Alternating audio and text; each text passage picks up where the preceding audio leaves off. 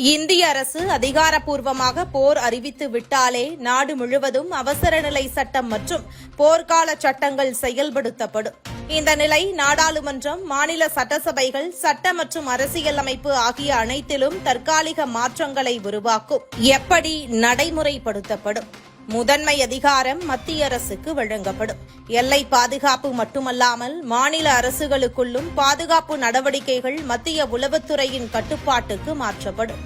அனைத்து மாநில காவல்துறைகளும் மாநில அரசின் கட்டுப்பாட்டை விட்டு மத்திய உளவுத்துறை மற்றும் ராணுவ கட்டுப்பாட்டிற்குள் வரும். சட்டங்கள் கடுமையாக அமல்படுத்தப்படும். நேஷனல் செக்யூரிட்டி ஆக்டின் கீழ் தேசியத்திற்கு எதிராக செயல்படுவோர் தடுப்பு தடையில்லாமல் 12 மாதங்கள் வரை சிறையில் வைக்கப்படுவர்.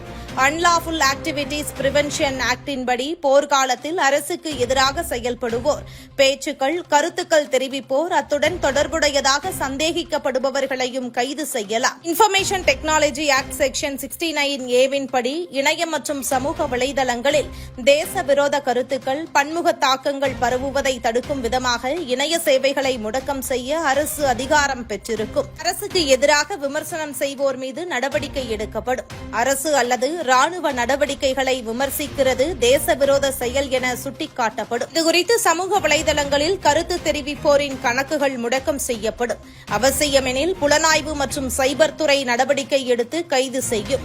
முக்கிய பொது வசதிகள் அரசுக்கு கொடுக்கப்படும். தொழிற்சாலைகள், மருத்துவ வசதிகள், பொது போக்குவரத்து, ஊடகங்கள் ஆகியவை அனைத்தும் தேசிய பாதுகாப்புக்காக அரசால் நேரடி கட்டுப்பாட்டுக்குள் எடுக்கப்படும். நடமாட்ட கட்டுப்பாடுகள் கொண்டுவரப்படும். முக்கிய பகுதிகளில் நடமாட்ட கட்டுப்பாடு என சொல்லக்கூடிய கர்ஃபியூ அமல் செய்யப்படும். விமான நிலையங்கள், ரயில்வே நிலையங்கள் போன்றவை ராணுவ கட்டுப்பாட்டில் செயல்படும். சமூக ஊடகங்கள் அனைத்தும் கண்காணிப்புக்குள் கொண்டுவரப்படும். வாட்ஸ்அப், பேஸ்புக், எக்ஸ், யூடியூப் உள்ளிட்ட அனைத்தும் மத்திய கண்காணிப்பு கட்டுப்பாட்டில் கொண்டுவரப்படும்.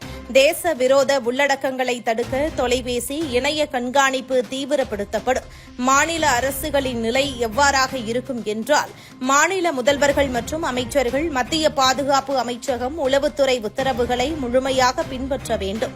மாநில சட்டசபைகளில் போர் தொடர்பான விவாதங்களை தடை செய்யப்படும். பிரச்சாரங்கள், பேனர்கள், கூட்டங்களுக்கு தடை விதிக்கப்படும். போருக்கு எதிரான அணி சேர்க்கும் கூட்டங்கள், பேனர்கள், பொதுக்கூட்டங்கள் அனைத்தும் தடை செய்யப்படும். ஊடகத்திற்கு ஒழுங்குமுறை விதிக்கப்படும். நாட்டு பாதுகாப்பு தொடர்பான தகவல்களை அரசு அனுமதியில்லாமல் வெளியிட ஊடகங்களுக்கு தடை விதிக்கப்படும். தவறான தகவல்கள் வெளியிடும் ஊடகங்கள் மீது அதிகார நடவடிக்கை எடுக்கப்படும். இந்த அமைப்புகள் அனைத்தும் தேசிய பாதுகாப்பு, நாட்டு ஒருமைப்பாடு என்பவற்றிற்காக முழுமையாக செயல்படுத்தப்படும் என்பதும் குறிப்பிடத்தக்கது.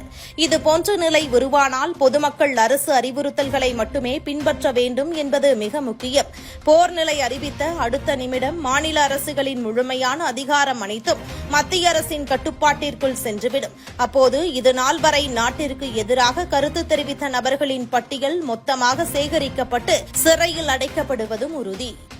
இதுபோன்ற முக்கிய நிகழ்வுகள், அரசியல் தகவல்களை ஆழமாக மாறுபட்ட கோணத்திலும் அறிந்து கொள்ள மறக்காமல் உங்கள் TNS24 டிஜிட்டல் பக்கத்தை பின்பற்றிக் கொள்ளவும்.